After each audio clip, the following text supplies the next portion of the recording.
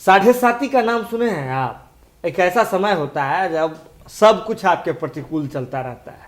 आप चाहते हैं कुछ करना, हो कुछ जाता है, लोगों को कुछ तीसरा ही बात समझ में आ जाता है, और अब तब जाकर के आप लोगों को समझाने का कोशिश कीजिएगा तो मामला और बिगड़ जाता है। इसलिए कहा जाता है कि जब परिस्थिति आपके अनुकूल नहीं हो, यानी कि परिस्थिति आपके प्रतिकूल हो, तो चुपचाप खामोशी से बैठ जाना चाहिए।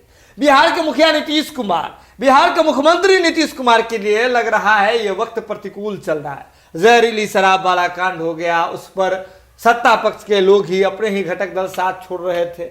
इसके बाद बिहार में अखपुरवा कांड हो गया। बहुत तरह का कांड लगातार बढ़ते जा रहा है। विधानसभा भवन के परिसर के भीतर में शराब की बोतलें मिल गई, शराब में लगा दिए डीजीपी महोदय को, सबको लगा दिए, सब कुछ हो गया। लेकिन नीतीश कुमार जी के लिए ये वक्त शायद ठीक नहीं चल रहा है। अब नीतीश कुमार जी, जिनके बारे में साफ सुथरी छवि वाले नेता का उपाधि दिया जाता था, उस नीतीश कुमार पर भी अब कीचड़ उछल चुका है।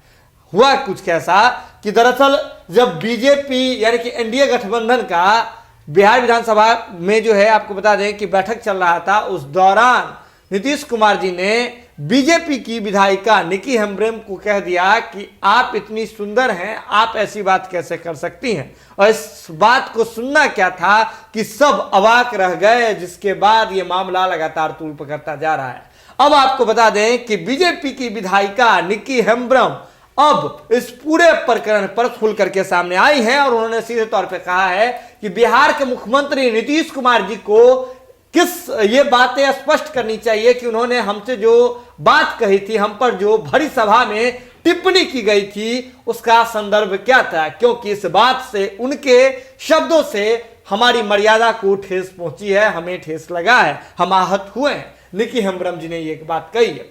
इसके साथ ही उन्होंने कहा है कि बिहार के मुख्यमंत्री नीतीश कुमार जी को सबके समक्ष अपनी बात को रखनी चाहिए। आपको बता दें कि निकी हेम्ब्रम पूर्व में राज्य महिला आयोग की सदस्य भी रह चुकी हैं और पहली बार बीजेपी के टिकट पर चुन करके विधायिका बनी है। आपको बता दें कि राज्य महिला आयोग की निकी हेम्ब्रम सदस्य रह चुकी हैं, तो महिलाओं से जुड़े हुए तमाम तरह की बातों को समझती हैं, महिला उत्पीड़न से जुड़ी हुई तमाम बातों को समझती हैं। और ऐसे में 2020 में बीजेपी ने उन्हें कटोरिया विधानसभा से टिकट दिया था, जिसमें पहली ही बार वो जीत करके आई हैं, पहली बार वो किस्मत आजमा रही थी निकी हेम्ब्रम।